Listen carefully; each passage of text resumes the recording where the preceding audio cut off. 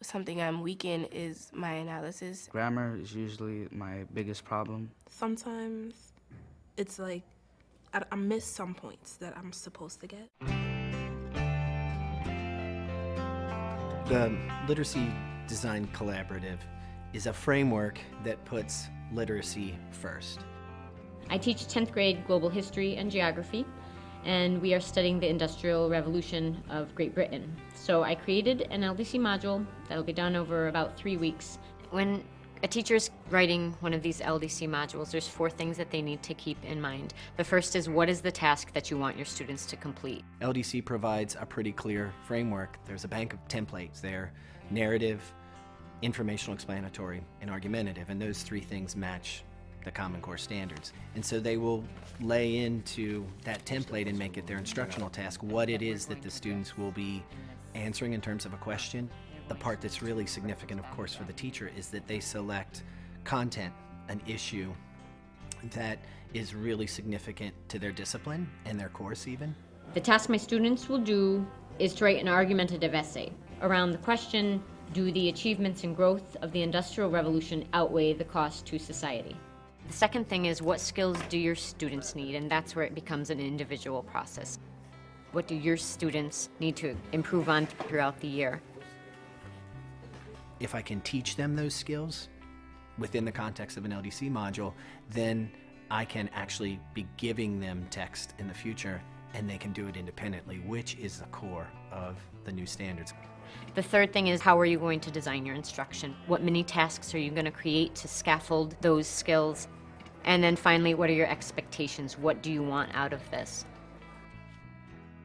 The key result is when you see that paper, when you see that sample of student writing and compare it and assess it based on the rubric and providing feedback to that student. Did this student demonstrate the literacy skills that I had planned at the beginning of my module?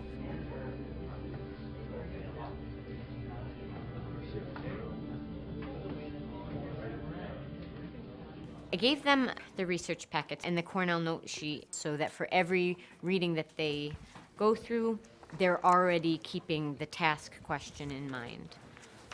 The purpose of adding the benefits and the disadvantages to this note sheet is because that's the whole purpose of this task. As I looked around the room, as I listened to them, I think that they were doing the reading and extracting from a text. That's an important skill. What would you guys put as the notes here? Working on dangerous machines.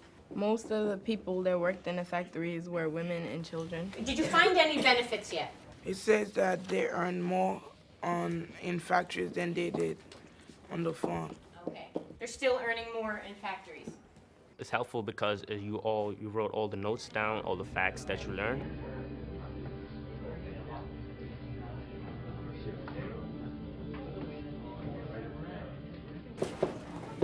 And I asked them to make a teacher explaining the benefits and the costs that they have identified so far in the readings from the Industrial Revolution.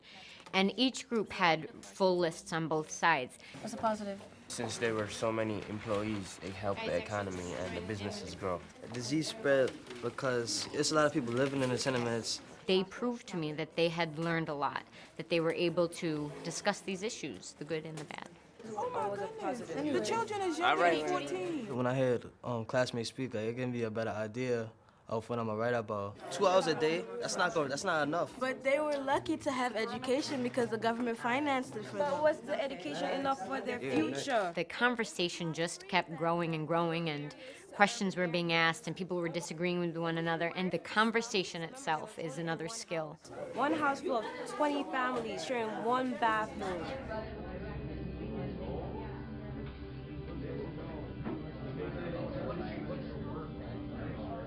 The students in groups had been given various members of industrial society. Their task was to take a series of questions, like how did the industrial era affect your life? And they prepared answers as those individuals. I'm over here working in factories all day, only bread and butter, and we only have 1 hour break. If I was a textile workers, I would have rebelled against the textile owners. The bridging conversation piece is so important because it was supposed to allow students to hear and to discuss the benefits and the costs. If they want to quit, they could quit. That's where we come in, the union leaders.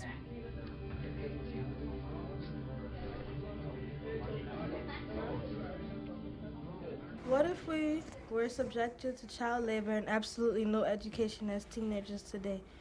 What if we were working long hours, beaten every minute, and paid little to no money? We've been working on our introductions, our hook, and really establishing what is their claim to that essential question. Did the costs outweigh the benefits, or did the benefits outweigh the costs?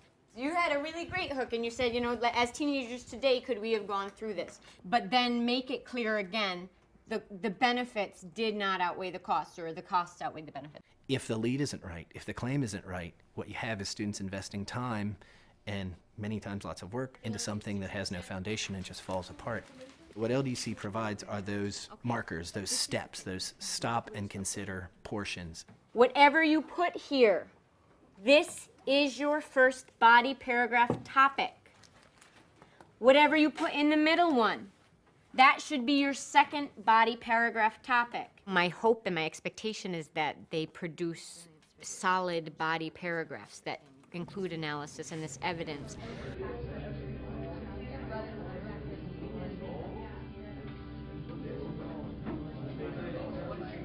What all literate folks have to do, and just to navigate, it's that sort of, well, what do others think? What do I think? What is the evidence for how I think? And then how do I report that and communicate it in a way that's effective? Considering the competing view. That could be a political issue that they're talking about, a current event that they're talking about. You don't have to agree with it, but at least to know what they're saying. And that, to me, is one of the most important skills. A little pulley right there. Yeah, you're right. It could obviously harm people. They had to provide reasons for the counterclaims, but then they had to refute the comments. So you basically have to say, sure, that's true, however, and then go back to your claim that's saying it's still not worth the cost to society. In the essay, we are supposed to be talking about the opposing view as well. So I'm not just gonna say that the idea of them is disgusting. I'm gonna say it also makes sense.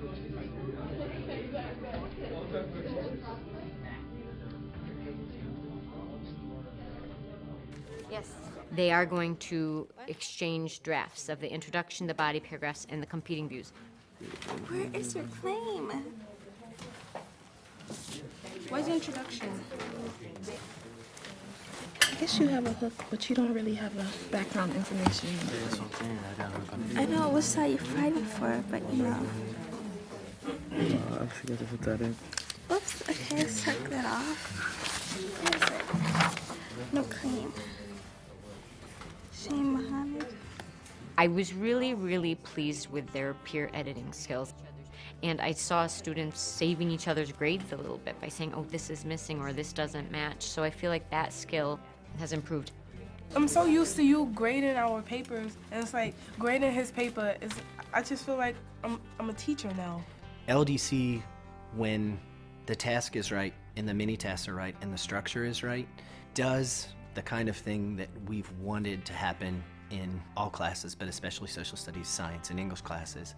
And that is students move through a process toward sifting the information and then toward using the information to support their own assertion. This is a new learning experience for me, and it's obviously a new learning experience for them. It's putting more accountability on the students to take pride in their own learning.